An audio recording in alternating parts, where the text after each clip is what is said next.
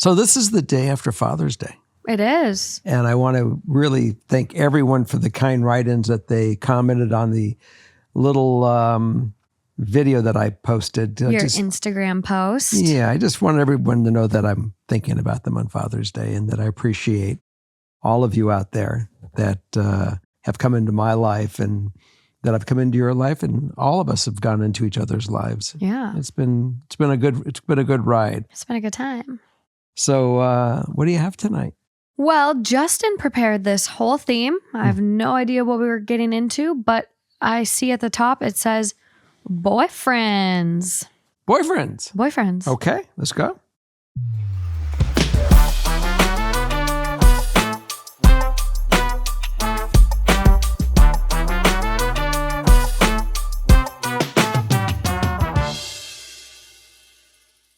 Okay, this first one is labeled announcement. Hi, Dad, Morgan, and Justin. I don't really need advice, but I wanted to share some big news with you as you feel like my extended family now. As of Friday, I am cancer-free after 11 months of treatment.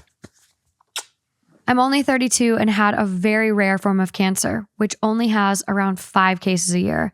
I live alone, and although I have support, it's been a lonely journey and I haven't been able to cope with silence. So I've had Father Knows and THT replaying on a loop pretty much constantly while I've been home and used it as a distraction during treatments, surgery. Because of this, my Spotify Wrapped told me I was in the top 0.2% of listeners for both shows. I've listened to every episode multiple times, and you still have me laughing every time. Thank you for keeping me company on this journey. I have no idea how to celebrate such an occasion as being told you're finally cancer-free, so any ideas are very welcome. Thank you for the company, the distraction, the laughs, the tears. I think this is utter disgust and everything in between. So I have a request. I have a request for you. Oh gosh. So my request is I would really love for you to send me an instant message on Instagram. I want to be able to open the door that if you feel or compelled that you want to talk to me, that you are welcome to do this. I would love to hear from you and on a personal level. And that's the way we can do it. How to celebrate cancer-free? What do you think?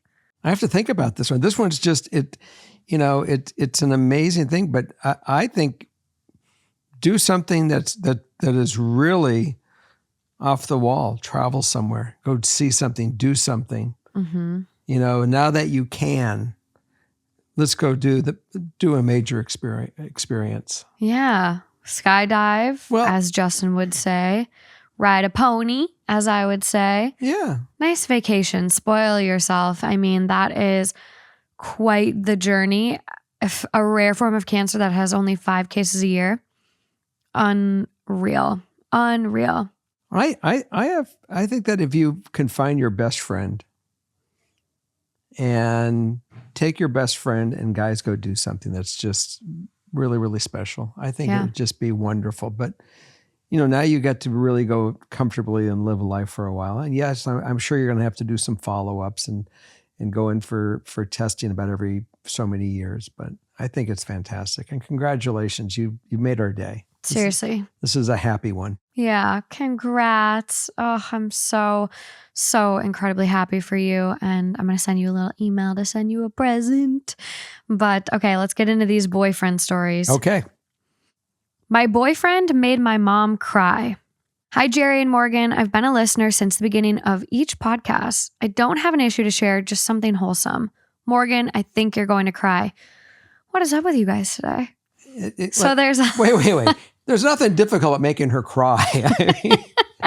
Haven't you guys, kind of just watched and as the wind blows, she begins to cry? No, it's not that bad. So there's a lot of context needed to get this out. In 2016, when I was 13, my mom was diagnosed with brain cancer. She had surgery. After that, I became the one taking care of her and the household. My dad was an alcoholic, so everything was put on me. At the time of the surgery, they said she had 3 to 6 months. After doing chemo and radiation, she beat the odds, something you will see a lot. In the middle of 2018, she decided to leave my dad in hopes that he would stop drinking. August 13th, 2018, she was considered cancer-free. They went through with the divorce, which was extremely ugly. Fast forward to the summer 2021. I met my boyfriend and I'm going to college. In October of 2021, my mom's cancer had come back very aggressively. She had 2 brain surgeries within 2 weeks. She went through all kinds of treatments. Through all of this, she kept getting told that she didn't have much time left. But then she would go to the doctor and they would change because she did the unexpected. The doctor called her his miracle patient. After my first year of college, I decided to quit and take care of her. At this point, she was in a wheelchair, living with my grandma, who also needed help. We took care of her for a year at home instead of a nursing home. In May 2023, she started to go downhill and was put on hospice. In June, she became unresponsive, but alive. Now this is where my boyfriend comes in. During this time, lots of people were coming to see her. At one point, he asked to have a moment alone with her. He later told me what the gist of it was. He told her that he will take care of me and she wouldn't have to worry, that he loves me so much, that he wishes that he asked before for her blessing to marry me. After that, he said that a few tears went down her face. She passed away a few days later. Why are we starting this off like this, Justin? Now, in October 23, he proposed, and we're getting married in September. My mom was and is a very important person to me, and he knows this. Every time I tell the story, it makes me cry. I love her so much, and she is the woman I hope one day to be half as strong as and as amazing as she was. Thank you for hearing my story. I love this story. And it's really, the best part is that he did get to know your mom truly before she passed. And some people don't have that ability when they meet somebody.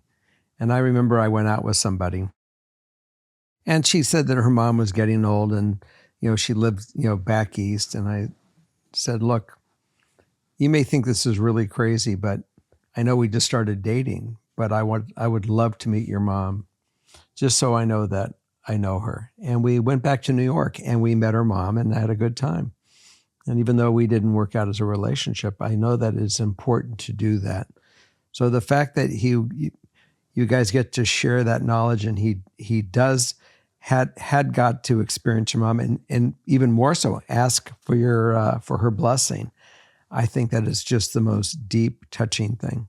Yeah, it's pretty beautiful. And it made her day too. And what an amazing daughter you are to sacrifice so much of your life to take care of your mom and go through that and get that extra time with her.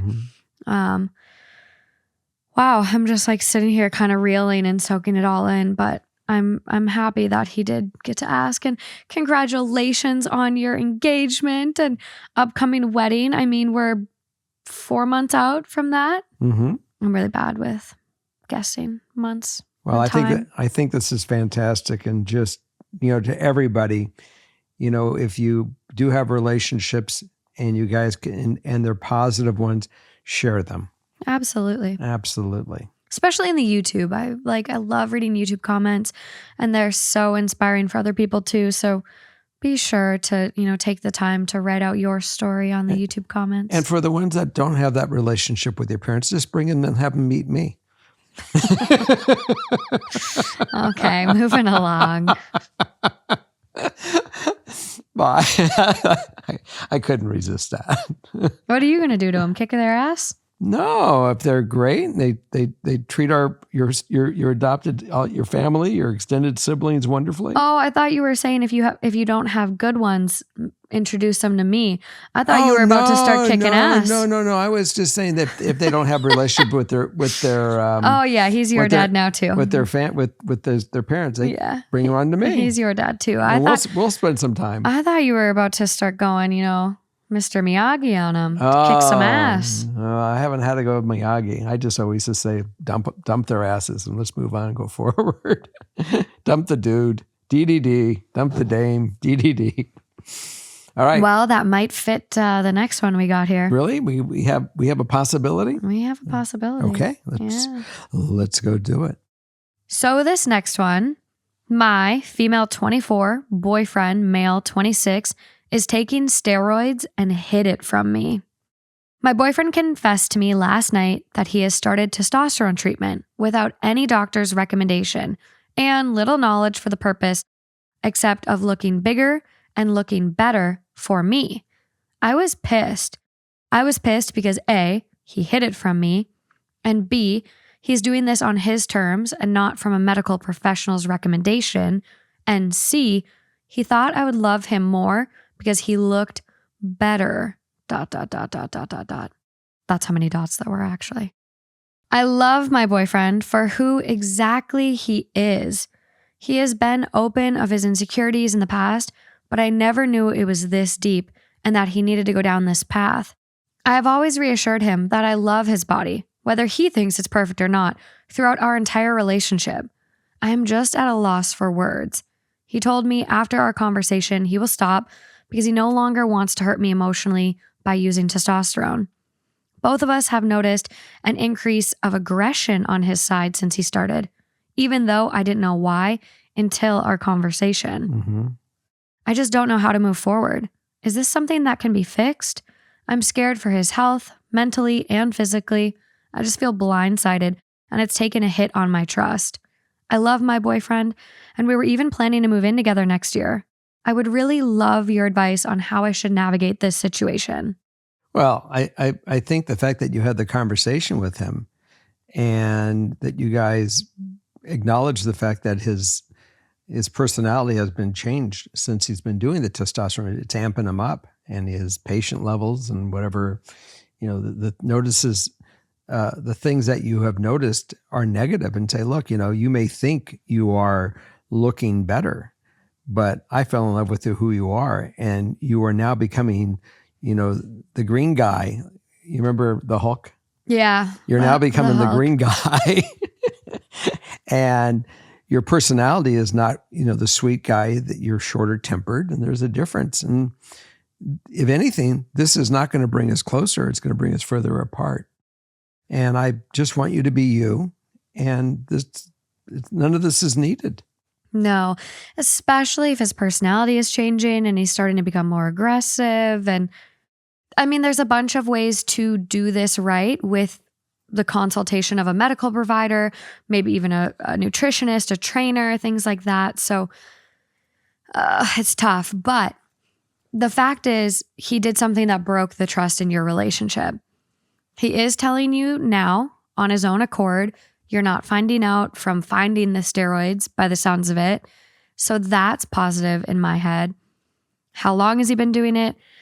That also, and that might not play into other people's judgments. Mm-hmm. But if he's only been doing it for a month and he told you, versus he's been doing it for a year and now he's coming clean, that to me is a difference too. So I think it's just building back that trust and continuing the open communication, but also he needs to do some work. He needs to go to therapy. He needs to work on things like his body image. And his self-image. And his self-esteem. Yeah. I know someone who has an eating disorder from working out and their fear of being bigger again. And it's very, very unhealthy. And they're finally getting to the point where they realize it. So it's a lot of conversations and him getting some professional help. I think therapy would be really, really good for him. Won't hurt. And then maybe couples therapy too, to address how to build back your trust and things like that. But he is coming clean. You sound like you have good communication. And now he's just kind of got to do the personal work and then make it right. And certainly explain to him, and the fact that I'm sure you at this point you've had the conversation on that you can tell me anything and we should be open about everything. And that's part of trust, that he'll do that. Yeah. Okay. Moving along. Please. One of this week's partners is Dipsy. What's your favorite romance trope? For me, I love shapeshifter stuff. I love fairy smut. No matter what yours is, Dipsy has the spicy audio story that you've been looking for. Dipsy is an app full of hundreds of short, spicy audio stories. They bring these scenarios to life with immersive soundscapes and realistic characters, and characters that sound hot. You want accents? They got accents. And like I said, you're going to find every category under the sun, and Dipsy is so searchable. I searched dragons tonight just to see if there would be a book that would tickle my fancy, and sure enough, The Wings of Winter is waiting for me. And while I did add that one to my favorites, I know I'm never going to be short on content because Dipsea is adding new stories every week. If you're ready to try it for yourself, for listeners of the show, Dipsea is offering an extended 30-day free trial when you go to dipseastories.com/FKS. That's 30 days of full access for free when you go to dipseastories.com/FKS. dipseastories.com/FKS. Okay, you ready for number 3? I'm ready for number 3. I think this is the last one with me. Really? Yeah, and then that makes me sad. We got Justin popping in. Well, that makes me happy too, but but I don't like seeing where you have to leave. I mean, but this is kind of nice. We only have 2 mics at this home setup right now, so that's why we're doing this. That's why we keep like musical chairs in the couch and the mics. But yeah, we have Holly. If you guys didn't see Holly's great entrance, she was outside hanging out with the ponies a little bit ago, and we didn't want to wake her up from her nap. So now she is here on the job, not slacking off this week. She's ready, especially ready for this next one. All right. Hi, Morgan, Justin, Jerry, and Holly. Love your show so much. I'll try to keep this as short as I can. I, female 22, have been with my boyfriend, male 27, for 3 years. Now, the beginning of our relationship was wonderful. Like, truly, it felt like a fairy tale. That was until we moved in together. We had a lot of issues, constant disagreements, and I even thought he was cheating on me due to our sex life doing a complete 180. We went from having sex daily, sometimes more than once a day, to very rarely. The constant thought of him cheating genuinely made me struggle with so many mental health issues. We would fight constantly, and he also had a drinking problem, which would make issues worse. After a year of living together, things started getting better. We started getting along better, but the passion was no longer there. It still isn't there, if I'm being honest. We basically don't have sex anymore, and if we do, I have to initiate it, and it seems he doesn't enjoy it. I've asked him if he's not attracted to me. I have gained 15 pounds, or if he wants to be with someone else, and he assures me it's not that. Well, I never realized how potentially dead my relationship potentially is until recently. I have a coworker, male 26, and we get along so well. And I will admit, we flirt a lot. And I hate to say it, but I like the attention he gives me. He makes me feel pretty and alive again, and the passion between us is there and very hard to miss. Everyone around us can tell that we are into each other. But my issue is, I love my boyfriend, but he does drain me, to be honest. Not everything is bad, but I don't feel as happy as I once did, and I'm honestly starting to fantasize about my coworker. I don't want to date my coworker, but I want to have sex with him. I would never cheat on my boyfriend, and it makes me sick that I want to have sex with someone else, but I just don't feel that attraction towards my boyfriend. He has turned me down so many times, I don't even bother asking him to have sex because it only angers me. I have a very high libido, and I need someone who can sexually satisfy me, but I do love my boyfriend. Is this an issue really worth leaving my boyfriend over? Yes. Am I being shallow? No. Will things get better?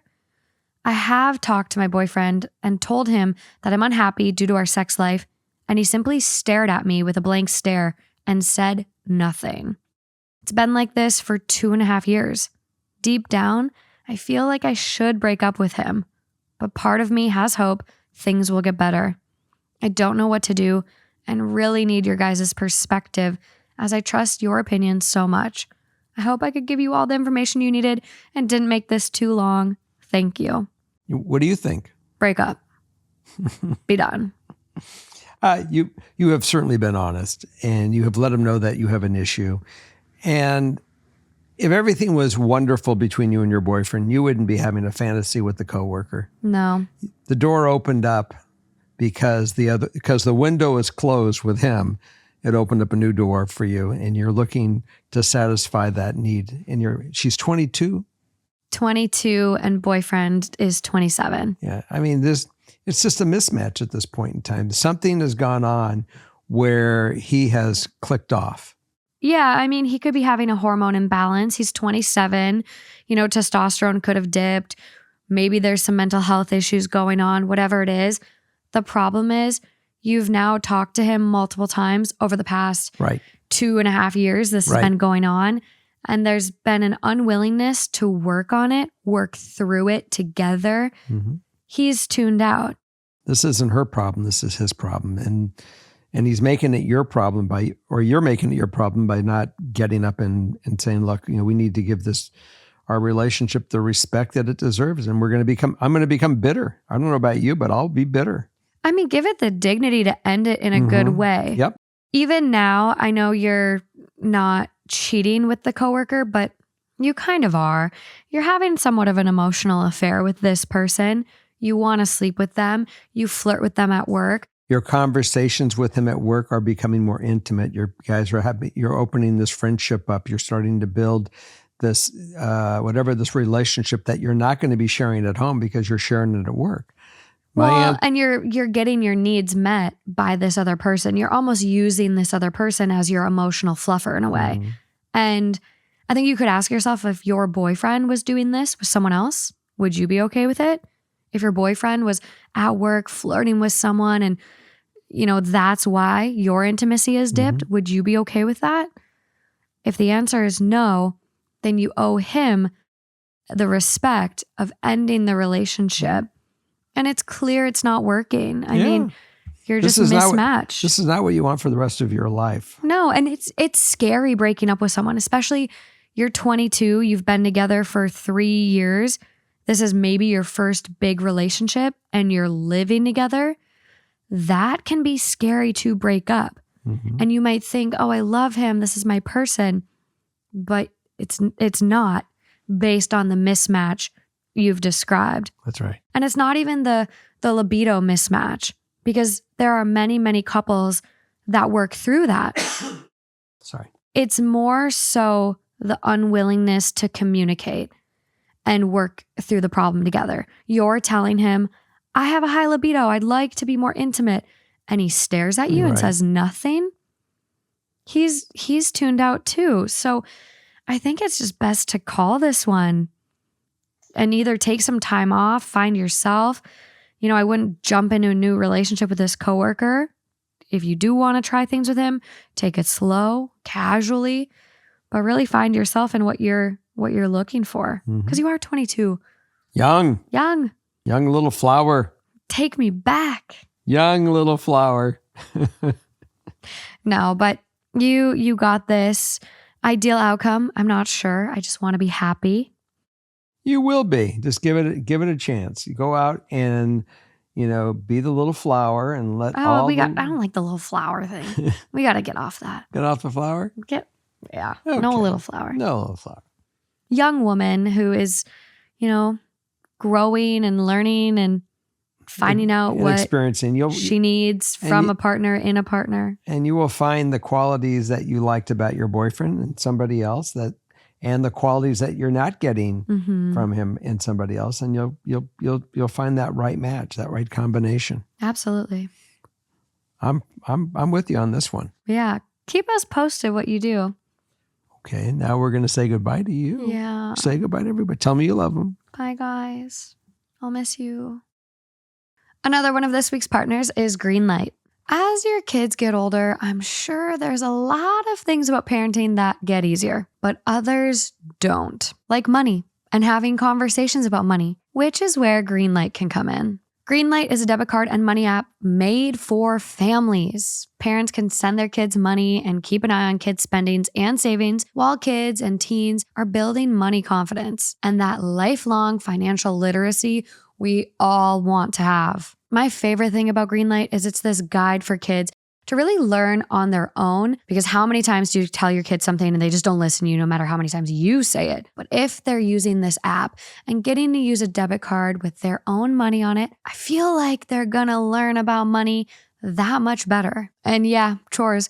Greenlight has an app feature that allows you to set up a one-time or recurring chores so that once your kiddo completes it, bingo, money in their account ready to use. If you're ready to try it for yourself, sign up for Greenlight today and get your first month free when you go to greenlight.com/FKS. That's greenlight.com/FKS to try Greenlight for free. Greenlight.com/FKS. Am I going to do the make you disappear? We could give it a shot. Okay. Watch this, guys.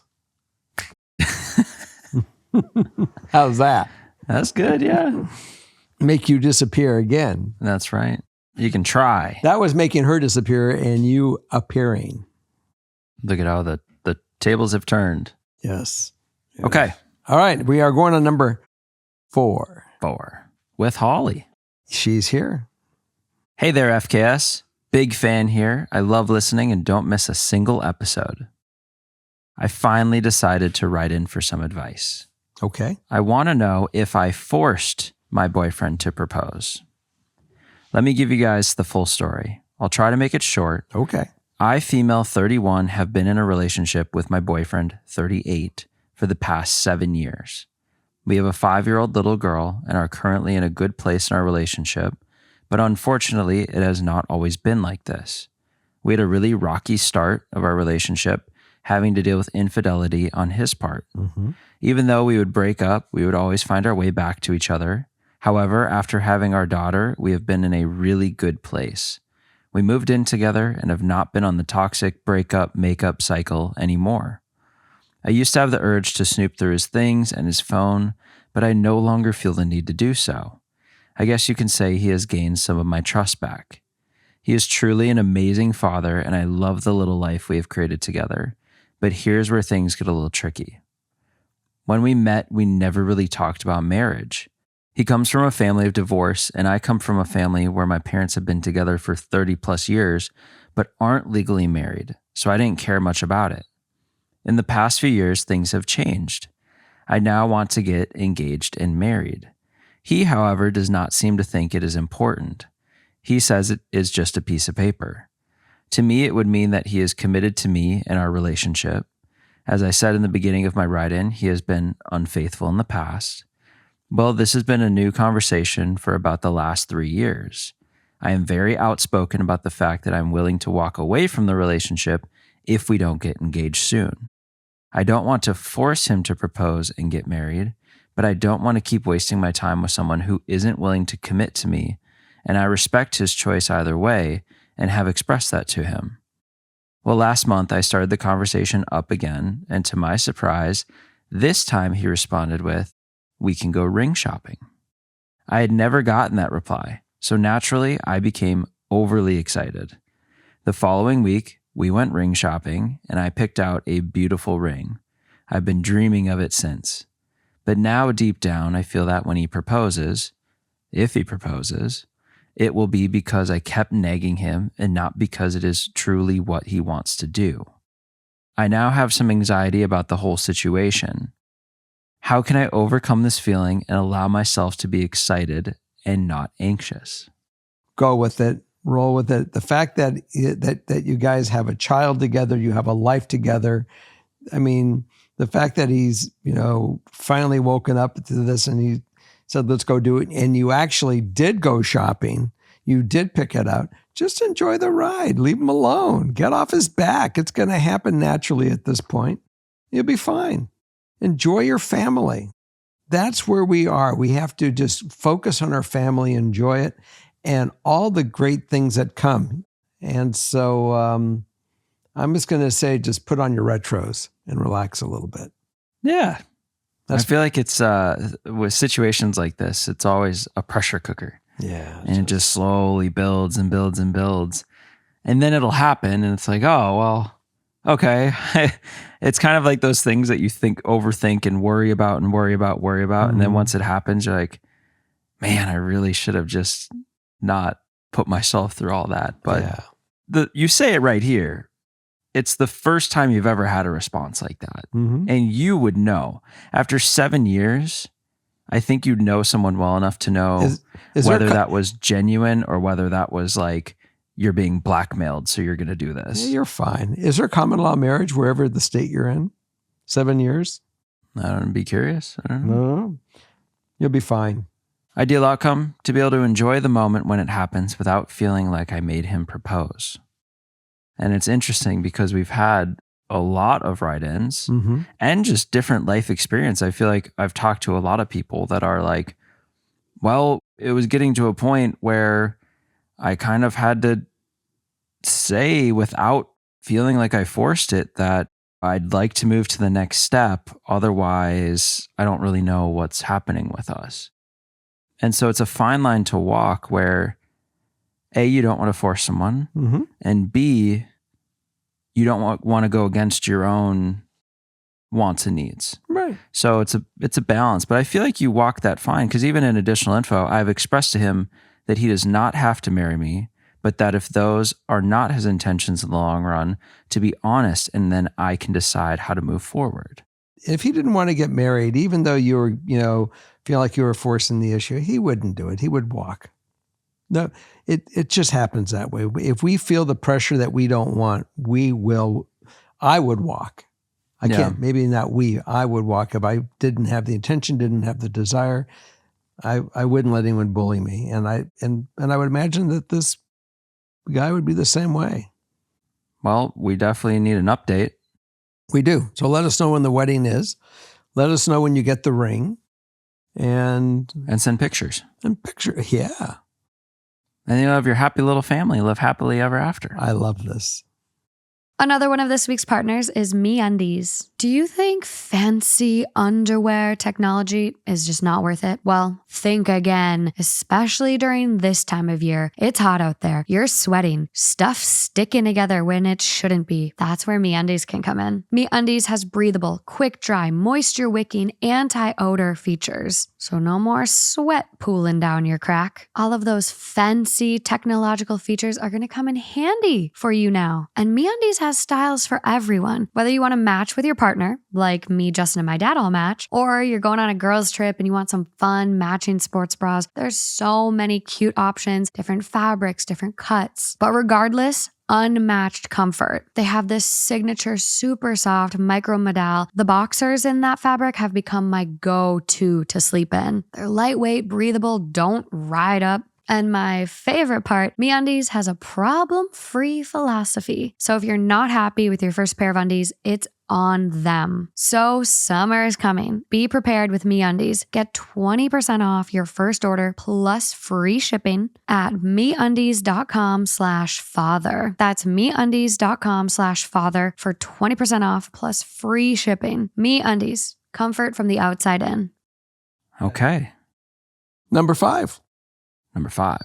The grand finale. Perfect first sentence here. Okay. Hi, Jerry, Morgan, Justin, and Holly. I love the podcast and I'm hoping Jerry can give me some fatherly advice about my relationship. Okay. I, 26 female, have been with my boyfriend, 28 male, for over 4 years, and we've lived together for 2.5. Things feel very serious. We have 2 cats together and are talking about getting engaged when I graduate with my PhD in the next year or so. But lately, I've been having doubts. This is my first real relationship, and I'm not sure if what I'm feeling is normal in a long-term relationship or a sign of underlying issues. My boyfriend and I have definitely grown a lot over our time together, and while we both love each other very much, we have developed very different and at times incompatible interests and hobbies. I find myself wondering if the way I feel now is as good as it gets, or if there is someone better out there for me. I'm not unhappy with the relationship, but I tend to compare it to previous short-term flings and the way we were when we started dating, and it's definitely different. We are more comfortable together, and the relationship feels less romantic and exciting. But again, I'm not sure if that's normal or if there's something major missing. I also feel a bit trapped in this relationship, though I want to make it clear that I am not, and he is in no way controlling. This is just something I'm dealing with in my own head. As an example, about a year into our relationship, I started experiencing severe pain when we had sex. This lasted for years and was so bad that I was unable to have penetrative sex or really do anything for over a year. He was very supportive the whole time and never made me feel guilty or bad about it. A year ago, I finally found a doctor who would take my symptoms seriously, and through medication and physical therapy, have gotten the pain to a manageable level and am able to have sex. However, I'm still limited in what I am able to do comfortably. This experience has also destroyed my sex drive since I associated sex with the debilitating pain for so long. I now fear that no one else would understand or be willing to be in a relationship with me for this reason, and that staying in this relationship is my only real option. That was a bit of a tangent, but I do feel like it could be relevant. I guess my overall question is if this sounds normal for a long-term relationship or if it's a sign my boyfriend and I are not right for each other. Thank you so much. Any advice is greatly appreciated. The infatuation period in a relationship, when you first meet someone, you start dating them and you have all this romance and this, right? The attention getter. Let me show you I can get your attention. And what you're at now is way beyond that the infatuation period. You're into real life. This is what real life really is. You guys care for each other. You enjoy one another. You like that you guys can communicate, have fun together when you do things. The fact that your interests have changed. Sometimes in relationships, one person has an interest in hot rodding and the other person has an interest in going to book clubs. And doesn't mean that you have to agree on everything. You can have your own thing as well. A relationship is really healthiest when you have you and he has himself, and then you guys get to share each other. So it's a little bit almost like three things. And that's healthy. That you don't have to like and do everything the same, but it's nice if you guys have a common interest that you like to do. It makes it kind of interesting and more fun because you can do that common interest. I can't comment on the sex thing because I'm not a doctor. I don't have that experience. So Well, you don't need to. I mean, the only thing to talk about that is that he was very supportive the whole time and never made me feel guilty or bad. Right. But the problem that I do see is that you're using him in a way, saying, I may not be able to find anybody else, and he's dealing with this, and so maybe I just want to keep him around because he's willing to deal with this. Yeah. That's not giving him the love that really he deserves. I mean, that's kind of using him, I think, in the way it sounded to me. Now, maybe you have to kind of figure that one out a little bit on your own to say, am I really, do I really want to have this man in my life because he is everything for me? And if he's not, you got to let him go. You got to be fair to him too, because, if you're not in it because of all the right reasons, then you need to walk. Right. Yeah. It's really trying to sort out why you have certain feelings. Like in here, find myself wondering if someone out there is better for me. Well, right after that, you say you compare it to previous short-term flings and from the time when you started dating. And both of those are both very much right at the start of meeting someone new and the excitement and all the crazy things that go along with that. And yeah, that feeling definitely changes and evolves. It's not like that anymore. You get more comfortable and settled in and you build a life together rather than, kind of what you commented on, the whole... It's fairy tale. It's not real. It is the whole fairy tale time. It's not that gets lost. It changes. It evolves. It evolves. It's fun. We all love infatuation, but also it isn't reality. And so you really got to just figure out, are we just chasing that high of the meeting someone new and all the things that go along with that, and confusing that with finding an actually good long-term partner? And if it takes, if you can't get these thoughts out of your head, if it takes breaking up, going and seeing what's out there, trying to date again, to then find if he's the right one, it's something you may have to do. And the scary thing about it is he may not be there when you come back. So this is a dicey one, because sometimes when people write in and they have these thoughts about grass is greener, or what if this is the wrong person, if you really are that unsettled, I always say you got to go out there and figure that out. I have a thought here, but when someone starts saying, "Is the grass really greener?" That's already a sign of dissatisfaction in the relationship. They're already there. She's already, in one way, is walking away from this thing. It sounds that way to me. That's in my experience, and I can only go in my own experience. When I've been there, or if I've been victim of it, it really was that the relationship was already faltering. Yeah. And then you get into into my saying, when you start keeping score, game is over already. Yeah. I mean, additional info, I just feel like I go from excited to get engaged and spend my life with this person one day to having existential dread and worrying that I'm making a mistake the next.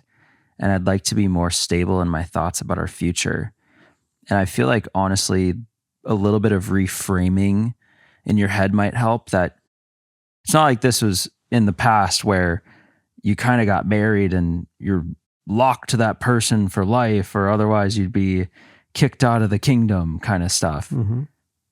If everything is fine and you're both happy with each other and you can't really point to a real problem, it's all just these thoughts building in your head, you have the ability to see how it evolves. Because if you do get engaged, you're still not married. When you're engaged, when it actually happens, that might force an actual decision in your head. Mm-hmm. Where, oh, wow, this is real. It's right in front of me.